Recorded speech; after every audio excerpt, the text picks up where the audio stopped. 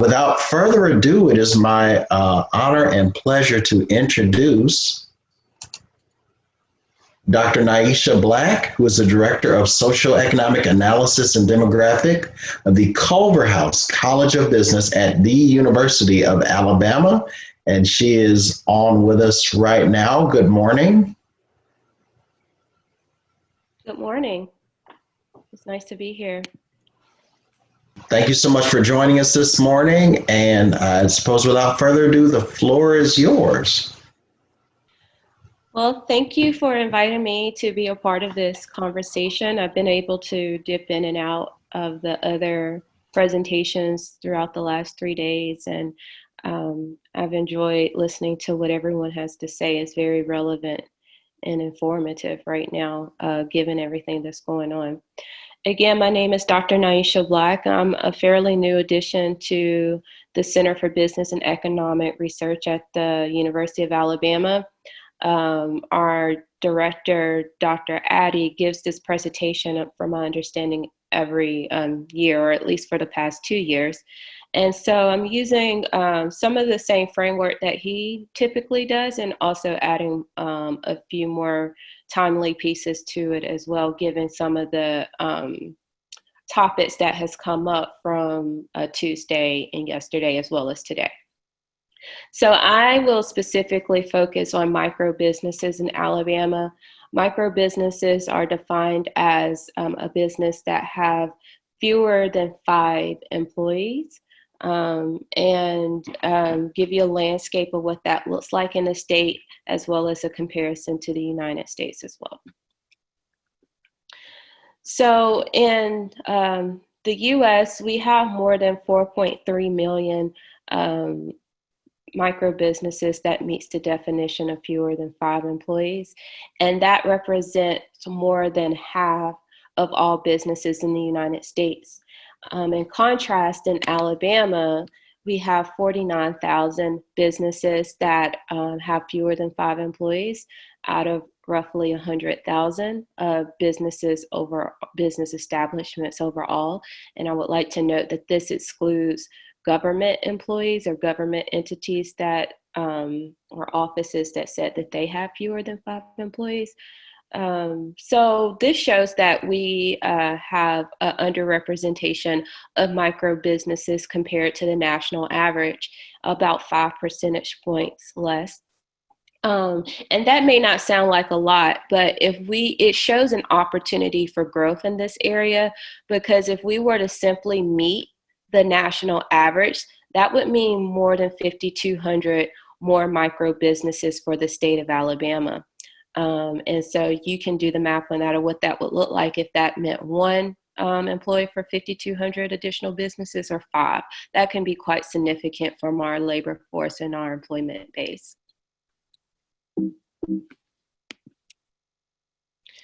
Not surprisingly, these businesses are concentrated in our metro areas, specifically the central area of Alabama, around Birmingham, Shelby County, and Walker County, as well as Huntsville, Montgomery, and South Alabama, where we have the Mobile metropolitan area.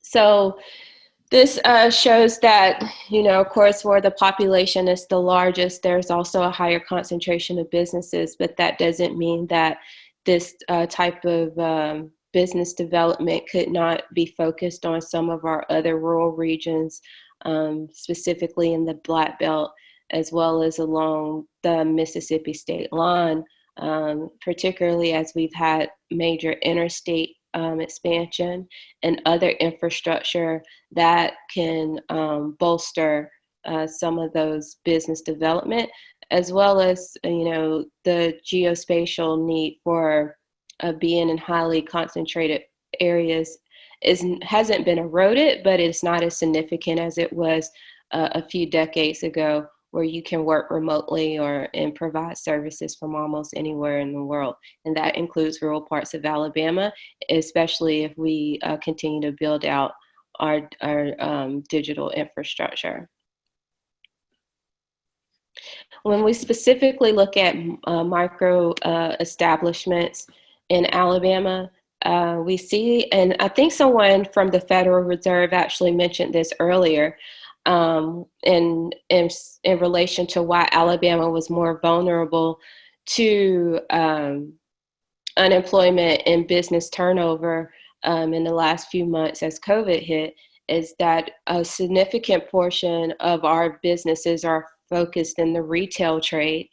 15% of the micro businesses are focused in retail trade. And of course, when you're dealing with something that requires a lot of proximity to your customer and face-to-face contact in a pandemic, those businesses are vulnerable. Other services is followed by about 13.5% of micro businesses in the state of Alabama.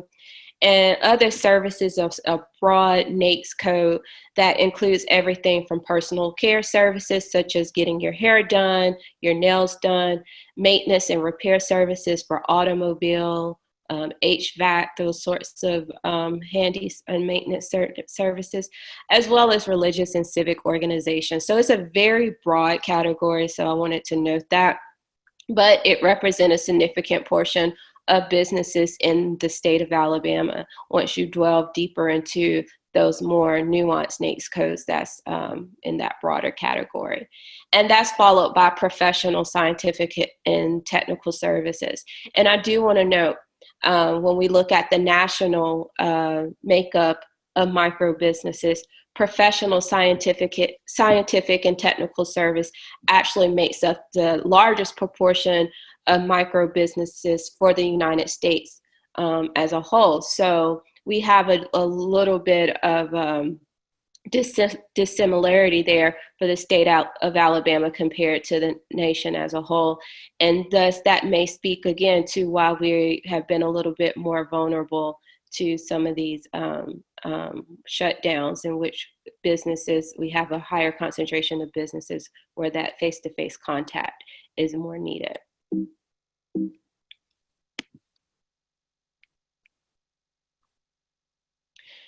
Again, using the latest data that is available from the U.S. Census Bureau, when we specifically look at Alabama establishments by employment size and the number of employees that they have on payroll, we see that although our businesses, micro businesses, make up about half of all businesses for the state of Alabama, they make up less than 6% of paid employees. And so that's about 90,000, a little bit more than 90,000 actually.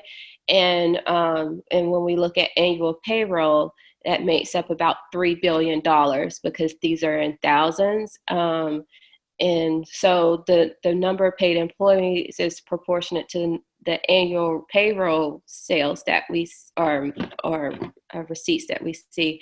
However, when we look at the proportion of business established overall, not surprisingly, is a lot less, because if you have a large, you have a fewer firms with larger employees base, especially if they have thousands of employees, they're going to have a larger payroll to cover that employee base. But it's not necessarily in sequence.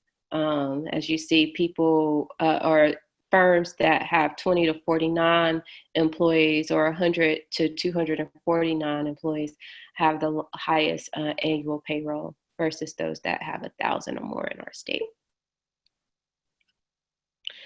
Now, when I popped into a few of the conversations earlier, I noticed that there was a significant bit of attention paid to racial dynamics, in which I appreciate that conversation.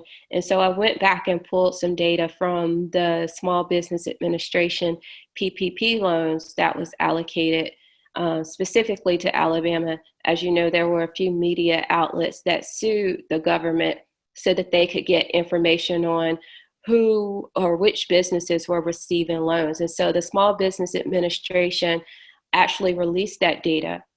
And the SBA program for PPP loans, you recall that the money was allocated and then it was expended quickly. And so the Congress actually supplemented the funding for the program and it was extended until August the 8th. So the data that you see here goes up until August the 8th. In the state of Alabama, if you can follow my cursor, more than 70,000 businesses received a PPP loan. However, this and the initial applications, the banks were not asking about race on the loan application. And then there were concerns about there being a disparity in who was receiving loans. And so some of the later applications did ask for race and gender and veteran status and a host of other demographic variables. So you see here, of the 70,000 loans that were allocated, a little over 10,000 had indicators in the state of Alabama of the race of the business owner. And as you see here, a hyper majority of those who received loans in the state of Alabama were white. I believe it was more than 82%, and more than 500 of those businesses identified as Black among those who answered the question. Again, there were 60,000 businesses that did not answer at all. So there may be some bias in that number. We don't know if it was randomly distributed in terms of, was it more likely that a person who received a loan that did not answer the question, were they more likely to be a minority or not? I can't answer to that, but among the data that we do have, among those who answered the question, less than 5% of Black-owned businesses received that PPP funding. And so when we look specifically at Black-owned businesses, you can see here a majority of those who did answer the question, 471%, to be more specific, more than 471 business owners indicated that they received less than $150,000 in PPP funding. And then in sequence in the categories. However, no Black-owned business received in the $5 million to $10 million range. That was the highest amount that could be allocated to a business. And again, you see there are about 25, there were 25 businesses that received the next highest lowest category at rather of $150,000 to $350,000.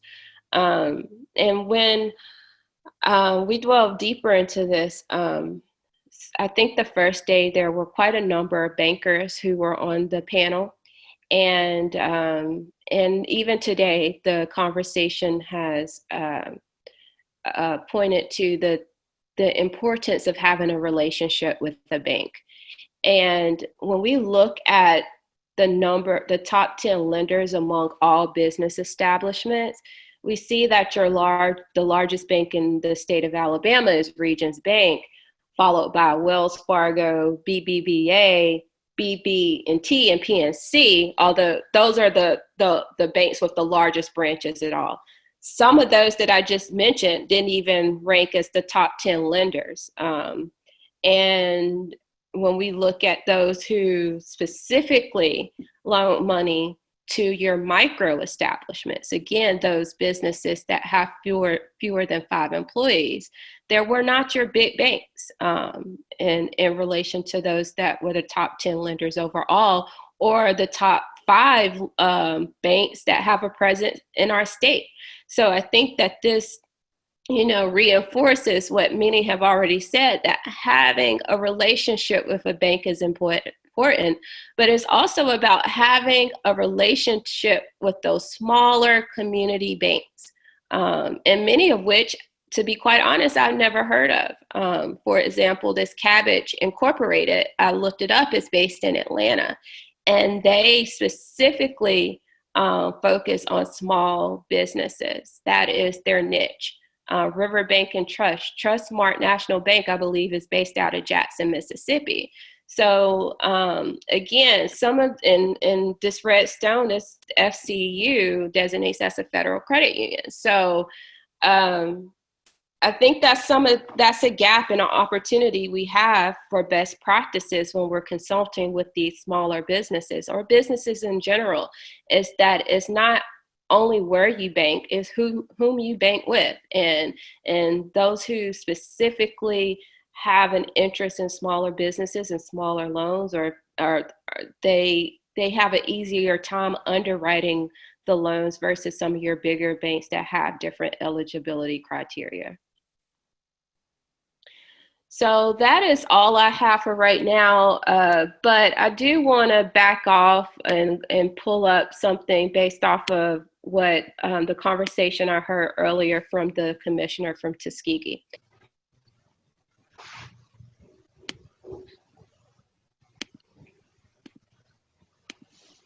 Okay, are you able to see the chart? Okay, yes. Well, earlier, the commissioner from Tuskegee mentioned he was talking about tax revenue and how, unemployment has impacted his community. And every month we distribute a newsletter, and I would encourage you to sign up for that newsletter, because we do put out a lot of information about the economic conditions of the state of Alabama. And in our most recent newsletter, we shared this chart that shows the unemployment rates in the first quarter of 2020, as well as after the mandate was implemented by Kay Ivey to do the stay-at-home orders. And so you see here that we had record low unemployment in January, February, and March, which represents the green, light blue, and blue colors. But by April, which was when the impact of COVID and the shutdown happened, we had counties that were impacted differently by that shutdown. For example, when we look at our Black Belt counties, they were the ones that had unemployment rates that exceeded 20% by April. And so what you see here in the lighter orange and pastel color is that you see a rebound by May and June, but they have not rebounded to the first quarter numbers. And so when we're looking at solutions across the state, we also have to be mindful that communities have been impacted differently, and our policy prescriptions must align as such with that. And so there has been a significant conversation about, our Black Belt counties in this conversation. And we see here, with the exception of Talladega County, the counties that have been impacted the most have been in the Black Belt. When we're talking about 20% unemployment rates, that is crisis level. So just because we see 13% unemployment for the state of Alabama as a whole, that really hides the heterogeneity and the nuances in the numbers and how some areas of our state have been impacted by this economic downturn. And with that, I open it up for questions. Right. Thank you. We have, I'm going to check the question box. And it came probably about 10 minutes ago, but an anonymous attendee asks, is farming included in microbusiness? I honestly, I do not know if that is included in the NAICS code. I would have to go back and look at this, the Census business pattern data to see if they include farming. Typically, the USDA collects their own census on farms, on farm households and farm businesses. And whether that has been integrated into the census numbers, I'm not quite sure. So if you would like to email me, I can drop my email in the chat box. I'm willing to look into that for you. Okay, great. Well, one person is asking, where do you get the newsletter that you mentioned? And if we could just ask you to put your contact information in the chat box, using all panelists and attendees, then people will be able to get in contact with you. And also, and Another anonymous attendee asks, thank you for this information. Is there a central location for data and demographic breakdowns on how many businesses in Alabama are owned by minorities?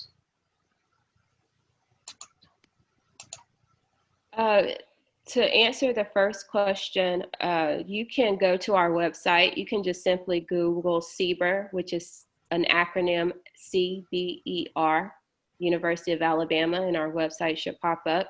Scroll at the very bottom of the page, and there is an option for you to subscribe to the Culverhouse monthly e-news, and you can subscribe there. Again, or you can actually join our mailing list from that website. And so if you're not able to find that, like I said, I dropped my email. Just shoot me an email and I can get you the link to directly subscribe to that newsletter. It appears that Morgan Cordell has posted some information, but unfortunately it's been posted to the panelists and not to panelists and attendees. Okay, well, I will copy and paste that and post it to the panelists and attendees. If not, Morgan is ahead of me. She's already done it. And by the way, good. Morgan is a staff member of CBER, and she's, she's great about this sort of thing. So excellent. Thank you, Morgan. In relation to the question about the inventory of Black-owned businesses, no, I am not aware of any type of database that profiles Black-owned businesses or other minority-owned businesses in the state of Alabama or in the country for that matter. So that's why it was such a missed opportunity that the initial question around who was receiving those loans was not on the loan application. And that's not unique to the state of Alabama. That's a national issue. So when we're trying to remedy these issues around inequality and disparities, just simply having, a baseline of knowing where the landscape is has been it's been an issue. Okay, excellent. All right, well, I think that we've got a couple other comments that are given the NAICS series, and I'm sure that your staff or colleagues are taking note of that. Several people have put that up, but we thank you so much for this information today.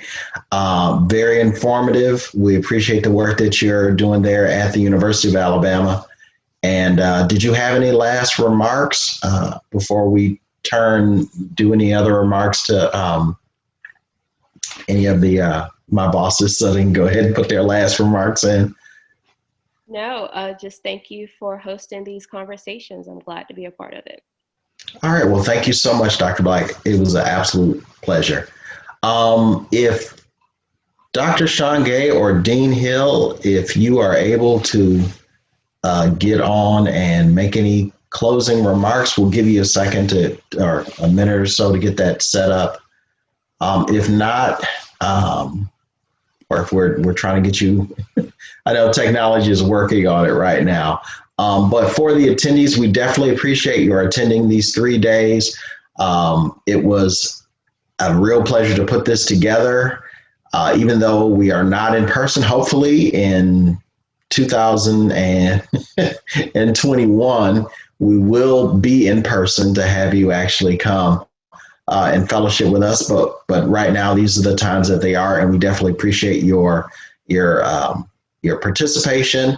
Also, I would be remiss if I did not mention, as Dr. Radcliffe has posted already, that the link for the evaluation for today's program should be in the chat box. And I would ask her to go ahead and post it one more time if she could. And I know it's very important that we get this kind of information. It helps us to continue to put on programs like this. I know I'm probably sounding like I'm PBS, but it's true. The evaluations, we use those, we report those to say how people felt about our programs, and that really is how your tax dollars get to us to be able to put these programs on. And without further ado, Dr. Sean Gay appears to have unmuted his sound a Yes, moment sir. ago. So I'm going to throw over to him. Yes, sir. Thank you, Dr. Vaughn. Again, I just want to express my sincere gratitude for all the participants, for all the panelists, for all the keynote speakers. But I would definitely be remiss. I know that we don't have a printed agenda for you all in which we will recognize our planning committee. So I just quickly want to recognize Mr. William Hodge, Dr. Barrett Vaughn, Mr. Miles Robinson, Ms. Manye Chavers, Dr. Jasmine Ratliff, Dr. Lindsay Lunsford, Mr. Gaynell Jackson, Mr. Donald Mills, Ms. Nyesha Gordon, and last but not least, Mr. Gary Walton, who actually chaired this year's summit. They did a wonderful job. I'm proud to work with all of you, and I look forward to what we do throughout the year and as well as the next year's. Thank you, Dr. Vaughn. Well, unless there are any other questions that anyone has, it is at this time 11:04 Central Dr. Standard Vaughn, Time. And yes. Can I just jump in here real quick? I'm sorry, I didn't want to forget the IT team. So Ms. Karen Craig, Mr. Doug Eves, and Mr. Peter Kanye as well. Thank you all. All right, definitely. And that's where I was going. Dr. Sean Gay's done that. So I'd like to thank all of you who attended, and the recordings of this program should be available sometime in the future, and you will be notified at that time. Also, we would like to make mention of our sponsors. If the combined slide can be there so I can read the sponsors. But we would like to recognize the Alabama Micro Enterprise Network, the Alabama Small Business Development Center, University of West Alabama, Regions Bank, Truist, AT&T, and Renaissance Bank. Thank you so much for sponsoring this program. We appreciate your participation in the program, and we also wish to thank all of the participants, the panelists, the panel moderators who took their time and also braved the weather to be able to join us. And we would, unless there are no other questions or comments, we wish all of you a wonderful rest of your day. And thank you so much for joining us. And at 11:05, we are calling the 24th Booker T. Washington Economic Development Summit concluded at this time. Thank you.